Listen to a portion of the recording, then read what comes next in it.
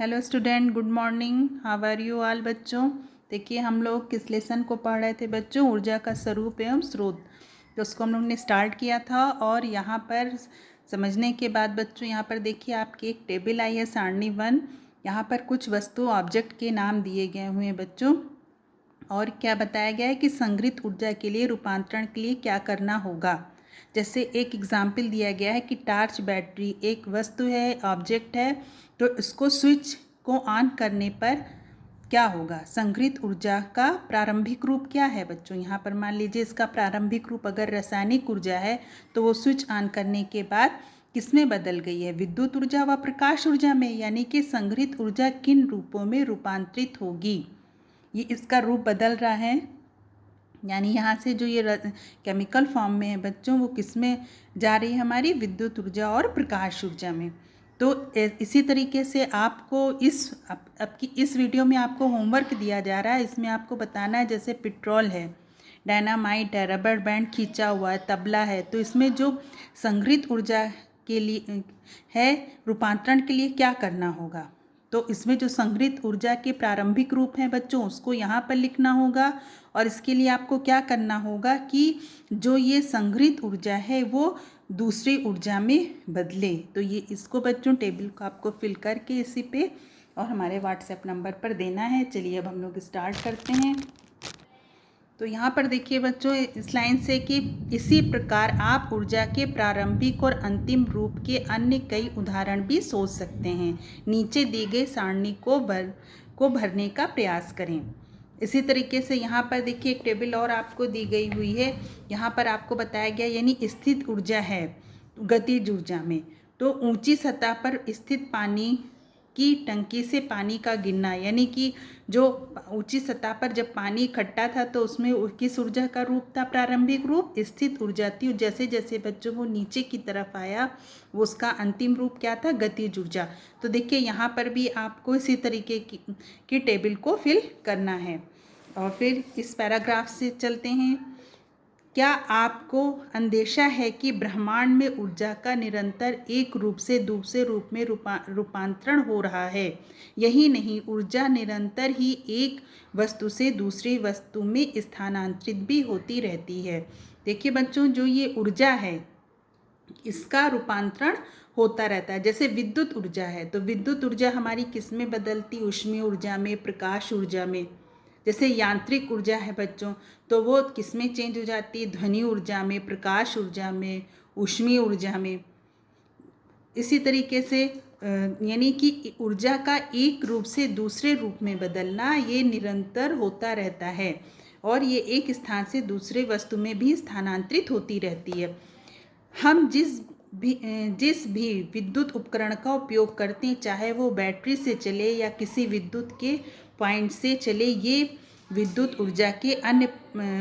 ऊर्जा को अन्य प्रकार की ऊर्जा में रूपांतरित करता है। ज़्यादातर ऊर्जा उपयोगी ऊर्जा में रूपांतरित हो जाती है, किंतु कुछ ऊर्जा की मात्रा व्यय हो जाती है अथवा उपयोग नहीं होती। जो भी हो, विद्युत ऊर्जा की पूरी मात्रा का रूपांतरण अवश्य होता है।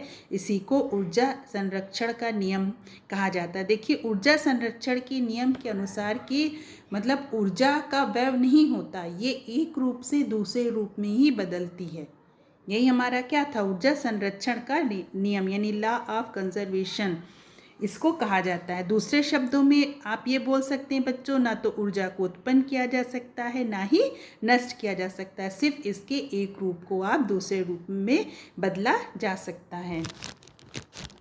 देखिए बच्चों फिर है, नीचे दी गई सारणी में ऊर्जा रूपांतरण के कुछ ऐसे ही उदाहरण दिए गए हैं जिनमें विद्युत उपकरणों द्वारा विद्युत ऊर्जा कुछ उपयोगी और कुछ अनुपयोगी रूपों में बदल जाती। इस सारणी को और बढ़ाएं। यहाँ पर देखिए दिया है जैसे टीवी है, एक हमारा क्या है, विद्युत उपकरण है। ये जो विद्युत ऊर्जा की उपयोगी रूपांतरण है ये प्रकाश व ध्वनि ऊर्जा है में इसका है। अब ये विद्युत ऊर्जा का व्यय जो होता है टीवी व वातावरण में ऊष्मीय ऊर्जा, यानी कि विद्युत ऊर्जा का व्यय किस में हो रहा है, टीवी व वातावरण में ऊष्मीय ऊर्जा के रूप में। अब हेयर ड्रायर है बच्चों, वायु की ऊष्मीय और गतिज ऊर्जा इसमें जो विद्युत ऊर्जा जो बदल रही है ध्वनि ऊर्जा में, यानी कि ये ऊर्जा आप यूज़ नहीं कर रहे हैं, इसका व्यय हो रहा है। टीवी से जो गर्मी निकलती है बच्चों, उसका क्या उपयोग होता है? नहीं। जैसे हेयर ड्रायर है, हेयर ड्रायर से जब आप अपने बालों को सुखा लेते हैं तो उससे जो ध्वनि ऊर्जा निकलती है, क्या उसका उपयोग होता है? नहीं, वो वहाँ पर खर्च होती है। फिर ओवन है, भोजन में ऊष्मीय ऊर्जा, बर्तनों की ऊष्मीय ऊर्जा और ध्वनि ऊर्जा।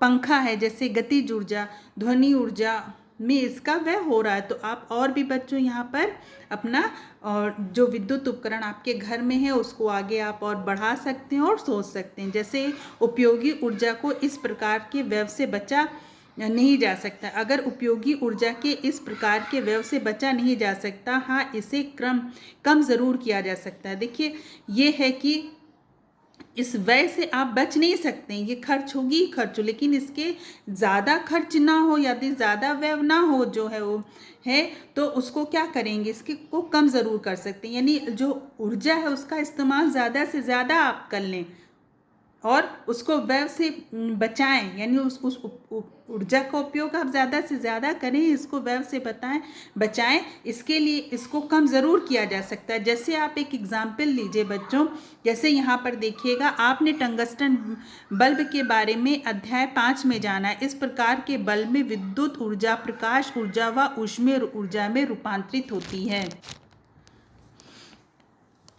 ये ऊष्मीय ऊर्जा का अनुपयोगी ही है। देखिए एक टंगस्टन बल्ब है बच्चों, जो हम लोग के घर में जो बल्ब यूज़ होता है, उसमें जो विद्युत ऊर्जा वो प्रकाश ऊर्जा व ऊष्मीय ऊर्जा में रूपांतरित होती है। ये ऊष्मीय ऊर्जा अनुपयोगी। ऊष्मीय ऊर्जा का क्या उपयोग हम करते हैं? नहीं करते हैं। बल्ब में जो ऊष्मीय ऊर्जा है इसका उपयोग हम नहीं करते हैं। इस प्रकार बल्ब में जो विद्युत ऊर्जा है वो प्रकाश ऊर्जा और ऊष्मीय ऊर्जा में रूपांतरित होती है। ऊष्मीय ऊर्जा अनुपयोगी है। अब यहाँ पर देखिए CFLs यानी CFLs जो होते हैं बच्चों, उसको क्या बोलते हैं? Compact fluorescent light. ऊर्जा का व्यय कम होने देते हैं। मतलब इसमें जो ऊर्जा का व्यय है अनुपयोगी ऊर्जा में ये कम बदल पाती है। इनसे भी बेहतर हमारी है लाइट इमिटिंग डायोड्स। जो लाइट इमिटिंग डायोड्स हैं बच्चों, वो CFL से भी बेहतर है, जिसको LED बोलते हैं आप लोग। तो में ज़्यादा से ज़्यादा प्रतिशत विद्युत ऊर्जा को प्रकाशीय ऊर्जा में रूपांतरित कर देते हैं। यानी आप अगर अपने घरों में बच्चों, अगर आप क्या चाहते हैं, प्रकाश ऊर्जा लाइट अगर लेना चाहेंगे तो आप खुद सोचिए, आप इन तीनों में से किसको लगाना पसंद करेंगे? LED को लगाना पसंद करेंगे। क्यों? क्योंकि ये क्या करेगा, सिर्फ अब यहाँ ये प्रकाशीय ऊर्जा ज़्यादा देगा। किसके कंपेयर में? CFL के कंपेयर में और बच्चों टंगस्टन बल्ब के कंपेयर में। तो ये तो बच्चों बहुत ही पहले बल्ब का यूज़ होता था। अब यहाँ पर क्या यूज़ होता है? ज़्यादातर घरों में CFL या LED का यूज़ होता है। लेकिन बेहतर है कि यहाँ पर हम लोग देखेंगे कि जो LED है बच्चों, इसमें विद्युत ऊर्जा का जो व्यय होता है ये कम होता है और हमको इसमें ज़्यादा से ज़्यादा प्रकाश ऊर्जा मिलती है। अब यहाँ पर देखिए, खुद ही आप देख लीजिए, 90% ऊष्मीय ऊर्जा है और 10% प्रकाशीय ऊर्जा है। ये किस में है बच्चों? हमारा टंगस्टन बल्ब में। यानी कि सिर्फ 10% ही हमको प्रकाशीय ऊर्जा मिल रही, 90% ऊष्मीय ऊर्जा। तो ये अनुपयोगी ऊर्जा कौन सी होगी? हमारी ऊष्मीय ऊर्जा।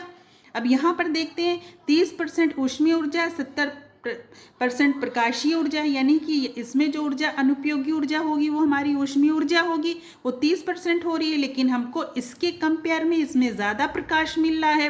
अब अगर हम LED में आते हैं बच्चों, तो यहाँ पर देखिए रंगा कि 0.5% ऊष्मीय ऊर्जा है